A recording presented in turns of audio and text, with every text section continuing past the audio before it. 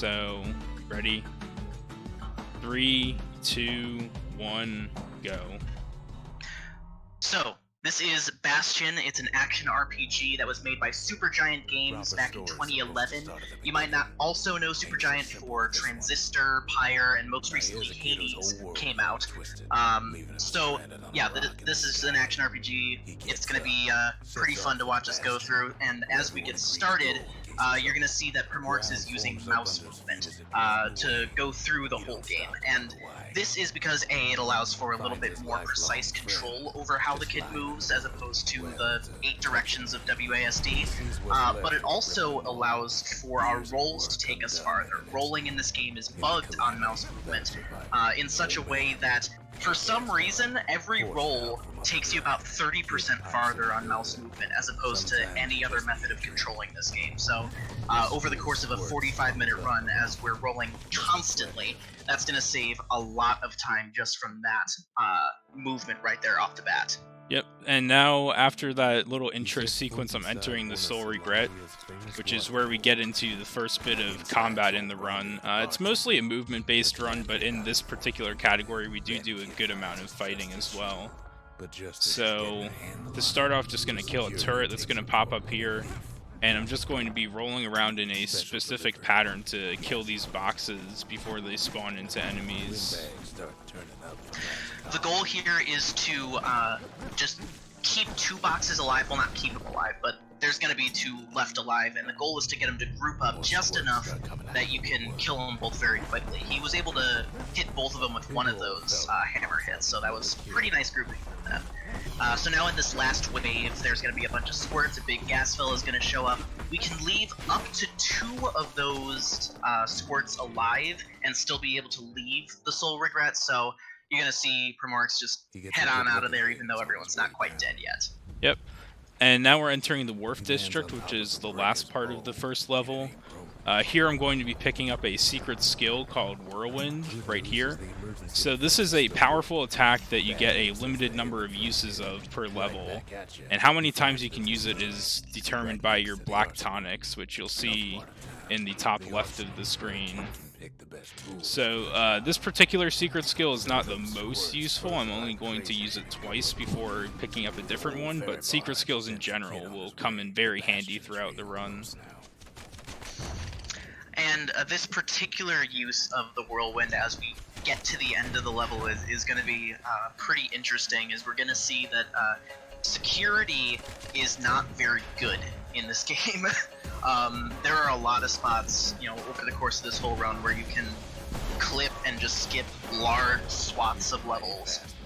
So all you see is a quick whirlwind, and then he's just through the gate, pick up the core, he's out. Yeah, so that skips a very long fight sequence you would have to do otherwise. Now here in the Bastion, I'm going to set up a glitch called Dialogue Glitch, hopefully. Let's see. Yep. So this allows me to exit the Bastion without building anything, which normally whenever you put a core in, you have to build a building. So I just basically am stacking a couple dialogue cutscenes on top of each other, and I have to be quiet here. Kid's gotta put its power to good use. Because I need to time a fall in order to get control of the kid right when the skyway is falling down, and I can actually hit it before it closes and go to the next level right away. And that next level is Workman Ward. There's 4 paths in this level, but we're only really going to care about the northwest path, because that's going to take us straight to the core. Very tiny optimization is that he shoots the cage that has the core in order to make the boss of this area spawn a little bit sooner. That was a pretty clean fight, and just like that, he's out of there. Yeah, almost got trolled by one of the gas fellas on the side, but yeah, it spawned a not. little bit close. Yeah. Those can be like a big nuisance, knocking you out of the way if they're too close. So now I'm going to be a little careful here to build the arsenal. I want to build buildings in a specific order at the start of the run to basically set me up for success later on, to save time, just be more efficient. And we'll talk about the specifics of that a little bit later on, but right now we are heading into the Melting Pot, which is our first big auto-scroller of the game. Yay, fun. So, the enemies in this area spawn in waves. We're going to be basically just doing a bunch of combat and waiting out this core.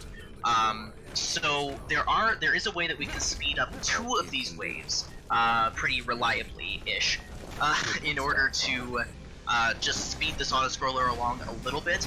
By doing that, he's going to be timing a level up at a very specific point during one of these waves when 3 scumbags fall down. When you level up, there's this big explosion that happens, and the kid does a little, like, fist pump animation, which is fun.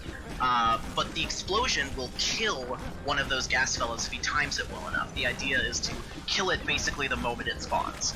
And he'll be doing that by using trip mines. You want to talk about trip mines? Yeah, so trip mines are a secret skill I just picked up, so that replaces the whirlwind, and you place a mine when an enemy gets near it, and it goes off after a little bit.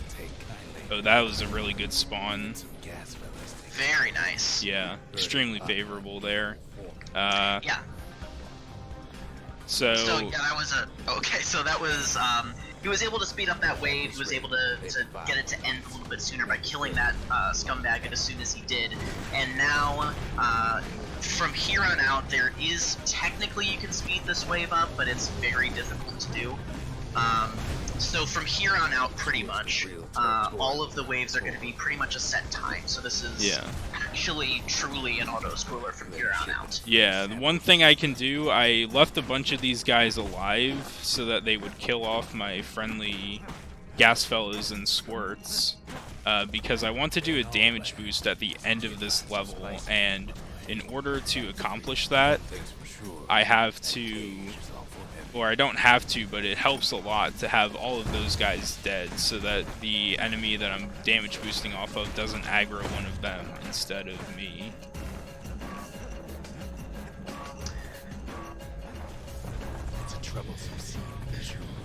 So this is the wave before the final wave. It's just a bunch of squirts, nothing too crazy going on here.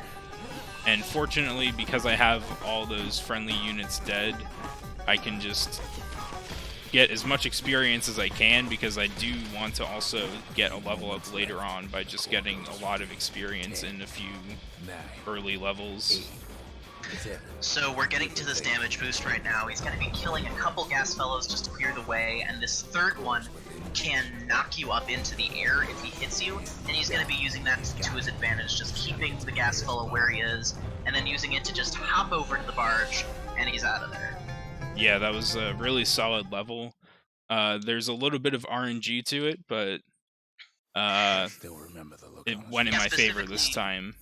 Specifically from those scumbags, it can be like a couple seconds as in terms of when they spawn, so it's kind of RNG there. So we are going to be heading into the Sundown Path next. And this is a good time to talk about how the ground works in this game. So as you've been seeing, the ground forms up in front of you as you're rolling along, doing your thing over the course of this game. Now, usually, the ground doesn't realize that you're rolling as fast as you are, because, again, technically you're not supposed to be able to roll this fast. So the ground usually forms up not quite fast enough, and you can overshoot if you're just going at full speed and fall when you're not supposed to. The nice thing about Sundown Path is that that really isn't an issue. Okay, alright.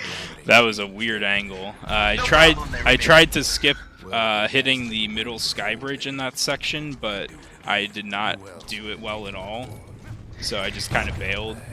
And that's the end of the trip mines. Oh, need to actually get the hand grenades. That clip is a little tricky, but now I have hand grenades, which is the secret skill I'm going to be using for the rest of the run. There are a couple ways to throw them. You can either lob it by just not targeting an enemy with your shield. You just chuck it towards your mouse cursor. Or you can lock onto an enemy with the shield, and you'll throw it right at them in a lower arc. So he didn't find the core that Yeah, grenades do a huge amount of damage, AoE kind of damage, so they're going to be very useful over the course of the rest of the run. We're going to never gonna let these go. And this might So be where I have my first fall, because this level is a pain. yeah, Hanging Gardens is kind of the exact opposite of Sundown Path. The ground forms very slowly here, it's pretty unforgiving, and if you're not careful, it's very easy to fall. So he's actually, the first half of this level is pretty carefully routed in order to maximize all your rolls without falling accidentally. You'll notice there was also a turret kill off screen just to open that gate a little bit sooner, and ground is also optional. There's, you can just roll over thin air if you're in the right spot, so that works. Well, the game will get revenge later by dropping me through solid ground. Yeah, no, that's a fun level. Yeah, so now we get our first Ura survivor, but more importantly, once I get back to the Bastion, I'm going to be building the distillery, which is the only building I care about, and some dude will begin to explain why. There are a couple reasons why I care about it. Yeah, so the first reason is going to matter actually right now. So as we are heading into Cinderbrick Fort, we're going to be building the distillery here so that we can equip Were Whiskey. We're going to talk about Were Whiskey a little bit later. It's another, really big part of this run. But in the immediacy, getting Were Whiskey is going to cause Rux to talk about Were Whiskey, and that's really nice for us. Because normally when you go to the map, Rux likes to talk. He really likes to talk. And if you're on the map and he starts talking, he's going to keep you there until he's done talking. So the way that we get around that is we get him talking about something else, like the Were Whiskey we just equipped, and then leave while he's looking the other way. And we're going to be using that a bunch over the course of this run. Yeah, it's something, ideally, if I do it well, you don't even notice that it's happening, but it is a time save that kind of adds up over the course of the run. And here in Cinderbrick Fort, I'm going to be getting the musket. This is the ranged weapon I'll be using for the entire run. It's way better than the Fang Repeater, that's for sure. And it does more damage to enemies that are closer to you, so you'll see me a lot of times set up, try to get real close to an enemy so that I can shoot them point blank and do as much damage as possible. Also a pretty fun thing, you're able to just roll around the gate after you pick up the core because security is still really bad in this game. And it's going to continue being bad because we're supposed to be going into an arena at the end of this level, and we're supposed to be fighting all these gas fellows and scumbags and all that, but he just rolls through the gate because he can do that. It's easy. It's like weirdly easy to do. Yeah, well, way easier than doing the fight, probably. Yeah, technically we have a category that actually does the fights, all interactive collectibles, but yeah, I don't even know what's actually in there anymore. Yeah, so at this point, the order in which I build things in the Bastion doesn't matter. I've taken care of the important buildings, or rather building. So I'm just going to build whatever I can as quickly as I can and not worry about it. So now we are in Pith Orchard. This is a pretty quick level, there's not much to it. He's going to be doing a quick kill on this mechanical pith right next to the shrine. It's just going to be a lob grenade, a targeted grenade, a hammer hit, and a musket shot. All of that in really quick succession, and he's down. The pith is down just like that. And now he just has to leave. It's really a very straightforward level. Yeah. It's definitely a lot scarier, or it was for me casually, not knowing how to really handle that enemy, but you can, it turns out, just kill him before he even really activates. So now we're heading into Langston River. This is going to be another auto-scroller. So we'll be able to chill somewhat in the first half of this level, but this is going to be our opportunity to talk about what Were Whiskey actually does. So Were Whiskey is a spirit that you can get from the distillery, and what it does is that whenever you go below 1/3 of your health, your damage basically doubles. Your crit rate goes up to 100%, you get critical hits all the time, and I believe a crit is like just barely over double damage, but the trade-off there is that you're at 1/3 of your health. So you're basically a hit or two from death at all times. When usually one hit. The nice thing about it is that it's going to make combat so much easier whenever we use it. The unfortunate thing is that we're going to have to be a lot more careful about how we move around and make sure that we don't die.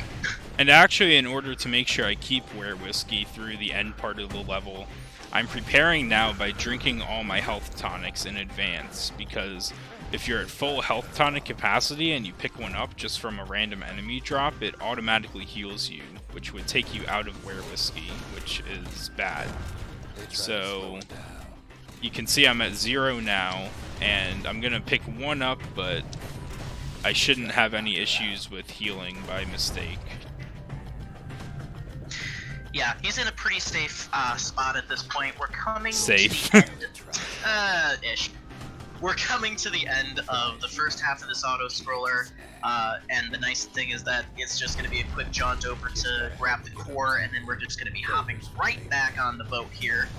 And that is going to be when Primorix begins activating Were Whiskey. He's just going to let a bunch of peckers just, peck away at him until a little trigger goes off that says, hey, you're below a third of your health, maybe you should be careful. But we're going to be as careful as we need to be. So I just let these guys peck me, should have it now, yep. And some of them just despawn, but you can see just how effective Were Whiskey is with those musket shots.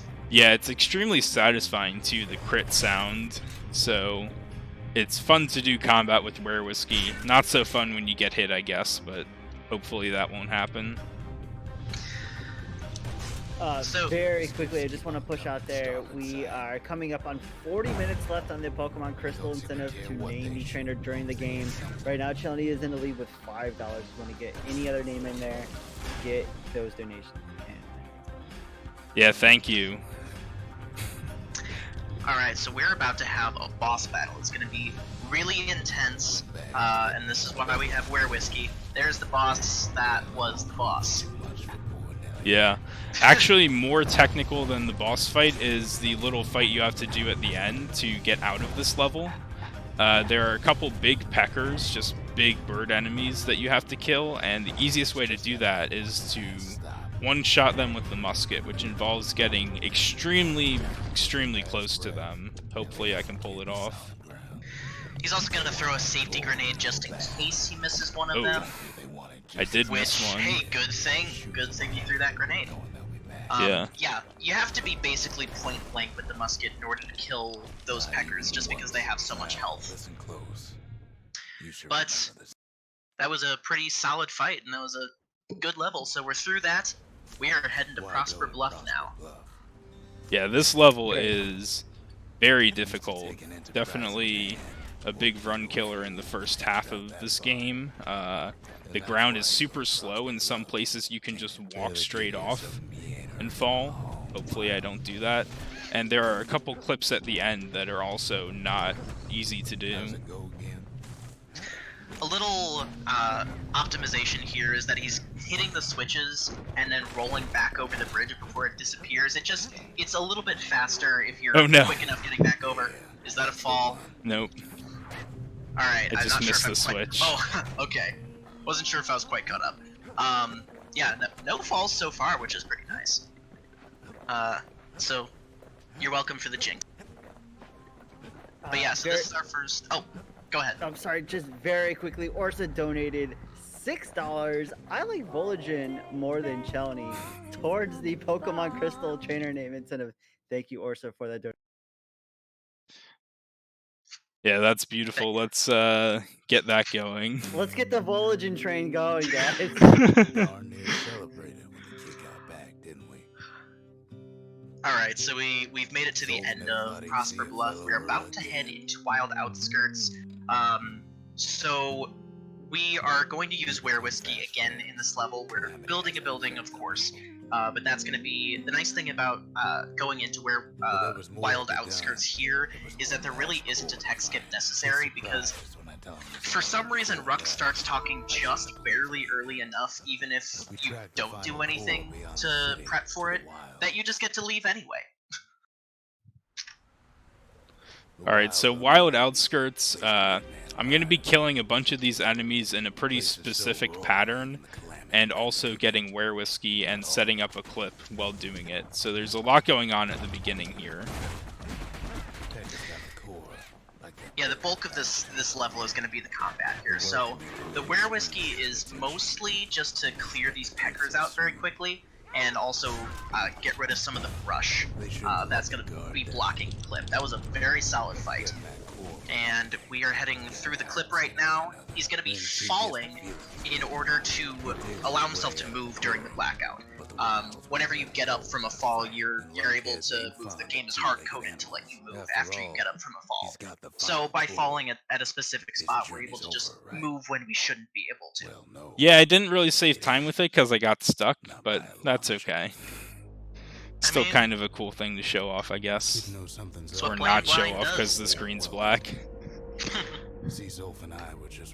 And now we're gonna get to a very difficult part of this run. So we're gonna be going into Jocelyn Bog, but first we are gonna be doing what we call the pipe glitch here at the Bastion. This is gonna allow us to put in a core and leave early, sort of similar to what we did with Dialogue Glitch. So we're falling just as we trigger a cutscene where Rux talks about a smoking pipe that Zulf brought with him to the Bastion. We're building a building on the way out, and we're heading to the Skyway, and that is how we get to Jocelyn Bog. Now, interestingly, there's a way to softlock there if you leave too early. If you leave before that whiteout fades away completely, the next time you come back to the Bastion, for some reason, you just won't be able to build or upgrade any buildings, and you will just be stuck in the Bastion until you, save and quit. What else could I do? What could any of us? So, we are going to be heading into Jocelyn Bog now. This is kind of the introductory section, but yeah, this part's not too bad, but the part after is very bad. Very quickly, I'd like to throw in there, we have another donation from Cole Tahoe, who says, let's make the Pokemon name Orsa for $20. Ooh, Guys, up in the stakes. Up in the stakes. Alright, so this is the hardest trick in this run that we're doing right now for Jocelyn Bog. So, Primorix is going to be getting Were Whiskey and keeping it for basically the entirety of this dream section. So he's going to be taking damage from these stink eyes just to start off. They're kind of mobile bombs that when they go off, they deal a lot of damage. Oh, so he's going to be using that to get Were Whiskey. He took one... Alright, no, he's good on health. So he is going to be going into the next section right here. He's going to be carrying Were Whiskey throughout this entire area. This is a pretty combat-heavy area, so it's very important that he holds on to Were Whiskey. He's also going to be able to leave this particular area pretty early by killing those gas fellas soon enough. Usually, you're going to have to wait for all the enemies, but by killing them as soon as they spawn, the game thinks that you've killed all of the enemies in that area, and so it just lets you move on. Quick jaunt through the Bastion, and now we're going to get to the hardest part here. He has an Elephant Squirt spawner that he has to kill, and then he's going to destroy a fire turret the moment it spawns. Well done. That's going to spawn Rondi. He kills that. That ends this section, and then he dies at a very specific point so that he can get up, move over, fall, intentional fall. That allows him to move through this last area 8 seconds early, but he's still not done because he has to kill his doppelganger and get to the end of this trigger before he does this wake up animation and he nails the whole thing. What was I even worried about? Easy.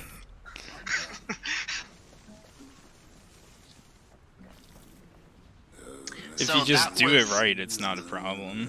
Oh, no problem. No problem at all. That was a trick we call Zombie Kid. I forget if I named that. But yeah, that is by far one of the hardest tricks in this game. So the fact that he made it look that easy is really, really impressive. So we are heading into the last part of Jocelyn Bog right now. This is going to be one more boss fight that happens here, and we're actually going to take advantage of a second level up. This is going to be the last time we level up in this run, and that's really just going to let us use some grenades. This level up is not quite as important as the one in Melting Pot, so it's just a way to clear out this area much more quickly. Oh god, this is trouble. Oh dear. Alright, no Take your problem. time. Yep, Yeah. yep. Got it All there. that matters is that the arena gets cleaned out before that last green pin cushion spawns. By killing that green cushion, he's out of there. Yeah, those were some funky grenade throws. Yeah, that was kind of odd. Yeah. That's it. But So- now, now we're in shard mode. Now we're bringing back shards to the Bastion, and we have to upgrade buildings. The upgrades do not matter for the run. The only way that they actually matter is that they're actually free text skips from here on out, because Rux has something to say about every building after you make it, and so that means he's talking, which means we get to just leave. Yep. And now Rothus Lagoon's going to feature some more damage boosts off Queen Anne, who's the boss of this level. They used to think that ankle gators were a mistake. Yeah, so he's going to be picking up the Brusher's Pike. The Pike is the best weapon in the game. It's a lot of damage, Sorry. it's a pretty good range on it, and oh, unfortunate, but you got saved. So he's taking some damage boosts from Queen Anne. Oh, that heal is actually going to be kind of unfortunate because he wants to get Were Whiskey here. Oh, God. He's just going to have to fall a couple extra times, so I think that's going to be our first unintentional. Oh, there was one before, so we got one unintentional fall. So that's the intentional one right there that he fell. He's going to have to fall again. 2. We're at 2 unintentional falls. Thanks. Now she's coming for me. So he's not going to be picking up the shard just yet because it heals you, but that is a 1 cycle quick kill on Queen Anne. Well done there. That's a little bit harder to do than it looks like. That is a grenade throw, 2 pike thrusts, and a musket shot in order to kill Queen Anne in 1 cycle, which is actually pretty tough to get in before Queen Anne sinks back underground. So that was a very solid Rothus Lagoon. Yep, and now we are coming up, I believe, if I'm remembering the level order right, yep, on the hardest auto-scroller in the level, which is Point Lemaine. The actual auto-scroller parts are not particularly difficult or interesting, but the stuff in between is actually quite challenging. Yeah, this is basically 3 important tricks. First of all is that gate clip there. Skip's having to pick up a weapon and do a bunch of uninteresting things right there. And so we're heading into this first auto-scroller there, and if we have some more donations, this is a perfect time to get to them. I would love nothing more than to plug this Pokemon Crystal donation instead of coming up here. You have guys have less than 30 minutes to donate towards the trainer name Chelny, in at $5, Bulligen in at $6, Orsa leading donations at $20. If you guys would love to see any of these guys have their names entered into the trainer name, donate towards that right now. Or if you'd like to have a completely new name whatsoever, $21 is the leading bid going in towards that. Thank you guys so much for the donations so far. 18 out of 5,000 so far. Great pace so far. Thank you everybody for the donations. So as we head into the back part of this first auto-scroller, there's going to be a second. Primorix is going to be setting himself up to do some off-screen rolls, pardon me. So he's going to be putting himself in a very specific spot, lining up with some doodads on the ground, and he's going to be rolling off-screen for a while. He's not pressing the mouse button because that would change his direction, and he wants to keep his angle. And that was pretty solid. So now that the camera caught up with him, you see he saw he made his way most of the way along that straight ridge that was there. So he didn't have to bother doing that after the camera caught up to him. I maybe could have got one more roll in, but sometimes you fall if your angle is a little off going that high up. It's very easy to fall there if you're not exactly at the right angle. Yeah. So now there's a little game in this auto-scroller where I'm basically just dodging the swamp weeds, the plants on the ground, because if you avoid breaking too many of them, you get a different narration line, and we care about that. Saves half a year on the run. You know, this is just one of those fun things about Bastion, is that Rux, the narrator, comments on your progress as you're going through levels. So, I have a quick, fantastic donation from Sage Hero really quick, who donated $16 towards the Pokemon Crystal incentive. Chelny for Pokemon Crystal. But then at last, Sorry, this Bitboard is heating up. should have seen him tiptoe around the swamp weeds in his way. Alright, so now at the end of the level here, I'm going to set up an off-screen grenade throw to just get rid of some logs, and then kill this guy, and that's all I need to do because I kill him before the second wallflower spawns. And I actually don't need to wait for the gate to lower all the way, I can just roll around it once I've triggered it lowering. Interesting thing there is there actually is another opportunity for a soft block. If you roll a little too far to the right going around those rocks and you fall, you'll actually enter that like open area which kind of locks the camera and puts up invisible walls, but you'll fall, and when you land, you will have landed outside the invisible walls. So technically speaking, there's a way to fall and get back inside, but it's so precise that you may as well have soft blocked.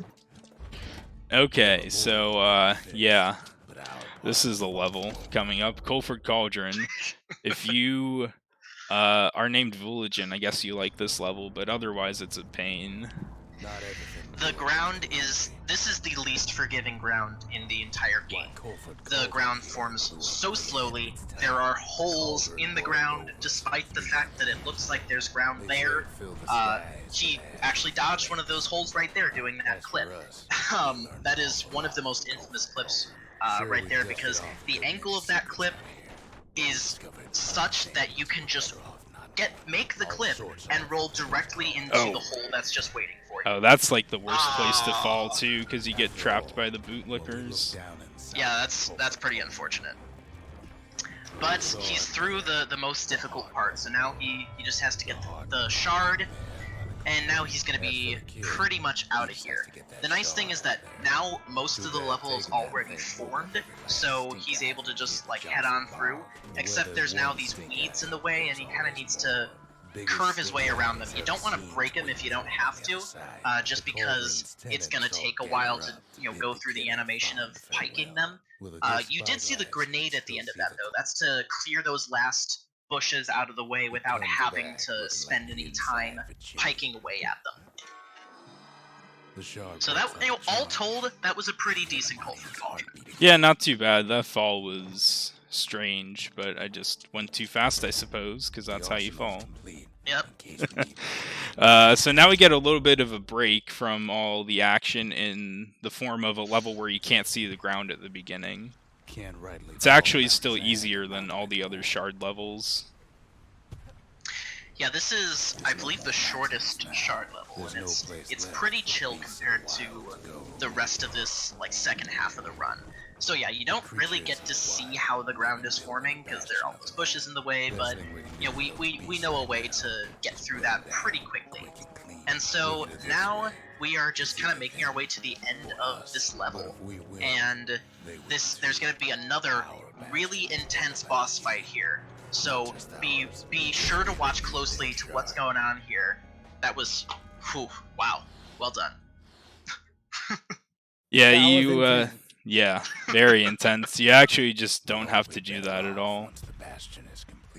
It's supposed to be like, given like the story of the game, it's supposed to be this like ethical decision of like, do you spare these animals or don't you? We just don't care because we get to go fast. Very quickly, I have some amazing donations that just came in. Pot Dot with $22, who says, because we need more controversy, let's name the trainer Tony Hawk. But then immediately, Call Tahoe's donated $40, saying, now we have to name the trainer Sage Hero. I cannot believe this bid war going on right now between the Pokemon trainer names. Wow. That's gonna be something to see. Sage Hero leading it right now with $40, guys.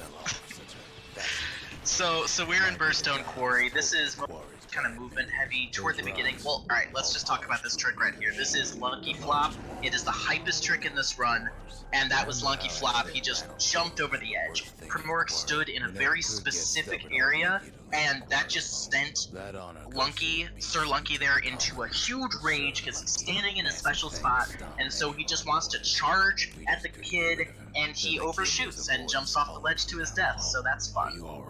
Fortunately, in this category, if you mess up the positioning a little bit, you do have the musket, which also has a knockback effect. and that can knock him off the edge as a backup.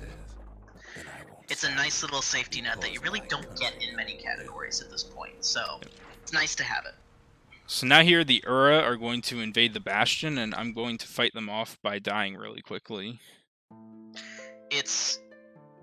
We're losing the battle to win the war here. So so this invasion skip, the way this works is that when you die, you have a chance to carry on. You basically get 2 lives, so he's going to expend both of those lives by just dying to these Ura here. He's falling a little bit after he gets up just to make sure he takes damage from that fall. Sad RNG, he still had to take 3 volleys of hits. But then he's going to restart the area and then save and quit and continue. And the game is hard-coded to send you back to the regular Bastion whenever you hit continue from the main menu. Now, the reason he had to restart was because if he didn't, the game never actually saves after Burstone Quarry, so the deaths are just to force the game to save. Otherwise, it would have sent him all the way back to before Burstone Quarry, so that reload is very important. Alright, so now Urzendra Gate is the start of our hunt for the final shard, and it features the most complicated Werewhiskey setup in the run. I am specifically trying to take 2 intentional falls and 2 Ura hits in order to get my health low enough for Werewhiskey at the end of the level. So, this is an interesting level because most levels where you use Werewhiskey, the trick isn't so much getting Werewhiskey as it is keeping it without dying. This is kind of interesting in that the really complexity of going through this level is taking enough damage while you're going through. So he's going to be taking another intentional fall, and I believe you're gonna need to take a hit here. Yep. Alright. So he's done that. He has Werewhiskey now. That's gonna allow him to break these rocks that are in the way in only 1 pike thrust instead of having to do any more damage past that. And he's also gonna be using it for the end of this. There's gonna be a small arena. There's gonna be 3 Rattletails that pop up. And with Werewhiskey, he'll be able to just toss some grenades and kill them in 1 hit. Otherwise, it would just take a little bit more work to kill those 3 Rattletails in order to leave. That might have been early. Oh no, I think that's good. Yep. Nice. Actually, pretty much perfect. That was a really, really good Urzendra. Yeah. Cut it a little close with that last grenade, but I guess technically that's faster. Worked out. Yeah. So this next level now is Zoltan's Hollow, which, if we want to talk about security being bad, security is just awful in this level. There are these big, huge rocks that are supposed to be here, and you're supposed to pick up the Calamity Cannon and break a bunch of, like, generators in order to take those rocks out of the way. But the thing is, those rocks are like 2 miles apart each, so you're able to just, like, clip right through all of them. This is a really funny level. Also, very quickly, guys, you only have a little over 15 minutes to get those donations in for the Pokemon Crystal Trainer name. 15 minutes. So we got through the hardest clip in this spot. All of these rocks can be clipped, but the one just after that Ura Square, the really big chunk of rocks, it can be easy to get stuck there, so he did a good job at getting around that. And so now he's getting to the end of this level. He doesn't want the Ura Archer to follow him, and it looks like he didn't, which is very nice, because if that thing killed you as the game was transitioning to the loading screen, when he got back to the Bastion, the screen would just be black, and he'd have to navigate blind. So, nice that he doesn't have to worry about that. And so, we are now getting into the last trick of this run. This is Distillery Storage. You might notice that we can hold more spirits. We're gonna proceed anyway, though, because we're gonna be using that confirmation screen much later in this last level. So the way that he did this was by going into the distillery and then hitting the confirm button and the escape key on the same frame. Usually when you're about to leave but you can still have spirits, it'll show you this screen. By doing both of those inputs on the same frame, 2 of those confirmation screens pop up at the same time. He uses one of them to actually exit the distillery, and we're going to be using this second menu for a little bit of a skip much later, right toward the end of this level. Assuming I don't die.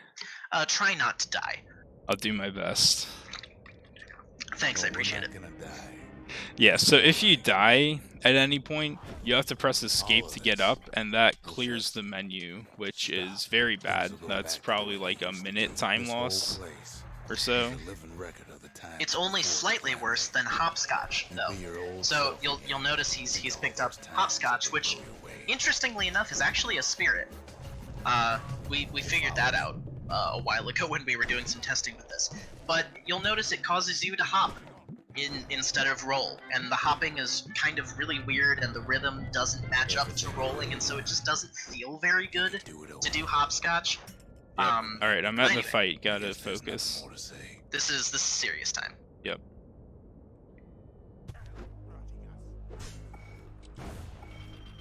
Got him. Very nice. So that was a quick kill on that Ura boss there. It's very important that he doesn't die to that boss, and that can be a very difficult fight to do. And so yeah, it was just very important that he didn't die, so well done not doing that. And so now we're in this little platforming section. This is, you know, kind of the hardest part of this level is over at this point, or at least the hardest part of pre-distillery storage level. So as we're getting to the end of this spot, we're going to talk about why we do distillery storage as soon as we get into the next room. There's going to be some switches and like the one gate in this entire game that does have good security, so he actually has to trip the switches in order to open the gate. So that's pretty fun.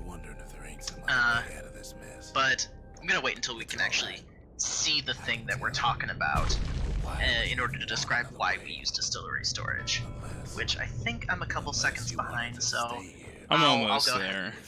Okay, yeah, so the reason that we store this confirmation screen is because this piece of junk, the battering ram, it is the strongest weapon in the game by far, and casually it's a really cool weapon. It's just something you pick up, and like it has story reasons behind it, and it's really cool, but like you just move so slow using it. The attack animations take so long, and like you can't even like you don't even have as much control over your turning when you're using the ram. This really awful just animation that's here, it's just not good. The nice thing about it is that picking up the ram sets a very specific value that makes all of that stuff true. It also means that you take a third of the damage that you normally would. So we're going to turn that value off. So he just hit enter to leave the distillery menu, and that turned that value for the battering ram off. So he gets to walk at a normal speed. He doesn't get to roll anymore, but he gets to walk normally. That also means he's going to take triple the damage throughout this entire last arena, and this is kind of the most difficult fight in the game. So yeah, so I have to be very careful about the path I take to avoid as much damage as I reasonably can, and then just mix in some heals here with the secret skills, and hopefully save a secret skill at the end for the escape sequence. Looks like I'm gonna get it. Alright, nice. And he picks up the shard that's gonna heal him, which is useful. And hopefully these rams don't follow him. They didn't. That's nice. So we got to Zolf. Screw Zolf. We're leaving. And so we are now in this last area right here. This is going to be just kind of like a gauntlet, so we're still not done with the optimizations here, actually. Yeah, so you can't take damage here, but the melee enemies, when they attack you, knock you back. So there's an exception here, but for the most part, I'm going to try to kill them as soon as they pop up so that I just don't suffer too much knockback. That one got behind me, so I had to do the slower attack. Yeah, you'll notice there are two different types of attacks that Primorix is using with the battering ram. One of them is much slower than the other, so you want to minimize your use of that.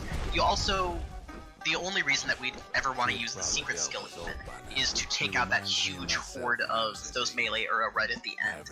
And we have gotten through all of the levels in this game. That was Tassel Terminals, so well done with that. That was a lot of really tricky work in that last level, so good job. Just gotta take on the final boss now, which is... See ya. There are 2 NPCs, Rux and Zia, in the heart of the Bastion, and you have to open their dialogue menus. You don't have to actually pick an option to talk to them about anything, but you have to open and close the menu, and that can be a little tricky. Sometimes you accidentally click on something, and then you lose a few seconds. We had a world record last year, no, maybe 2 years ago. We had a world record in New Game ASL by Ian Synth, and he talked to Zia and lost 10 seconds on the world record and still got world record. Best part of this run. Alright, so hopefully I don't do that. Time is coming up as soon as I click on an ending here.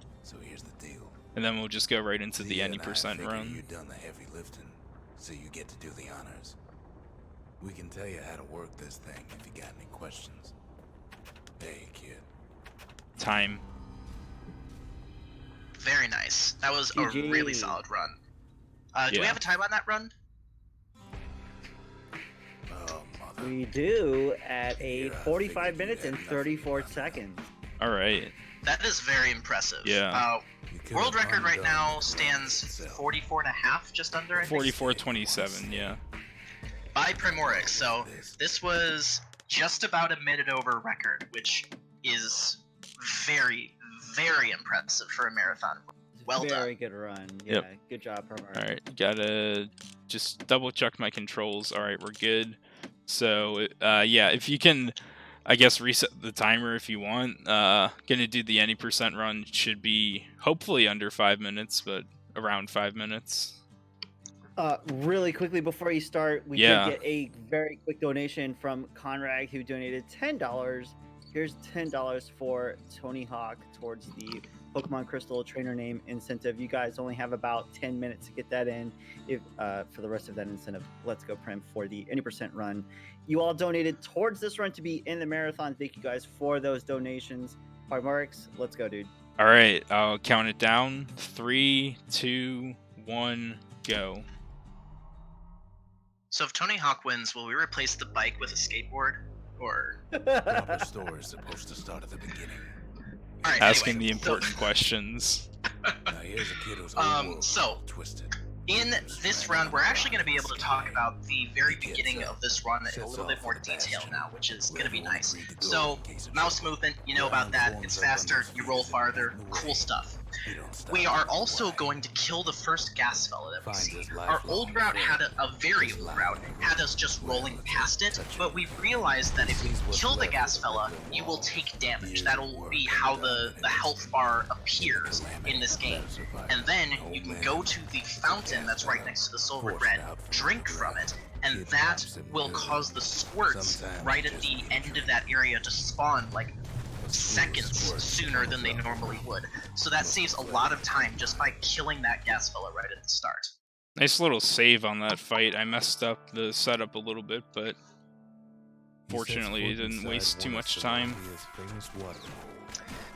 Yeah, so he's... Oh, one thing we also didn't mention is that he's killing Rondi there right at the start of the Soul Regret, who was that guy that was up on the ledge, and that also causes the shield to spawn a few seconds sooner. And picking up the shield is what starts all these waves that happen in the Soul Regret. Windbags start turning up for last call. So you've seen this, it's basically the same kind of idea. He to group up these last two gas fellas, did a pretty good job of it. He was able to get a double hit on one of those hammer hits. This last wave shows up, and that's pretty much going to be Soul Regret. It is he can leave two of those squirts alive and still leave, so he's most likely going to do that. Alright, so now it starts getting a little interesting.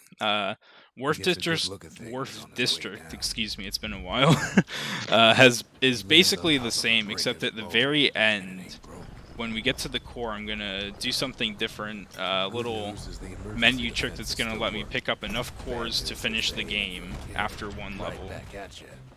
So the way he's going to do that is what we call forge stacking. He's going to open the pause menu and press exit to main menu and the escape key at the same time, same frame. Which I'm gonna cheat and do the setup. numpad 5 trick. that also works. That's, you know, even easier than actually trying to time a frame perfect input.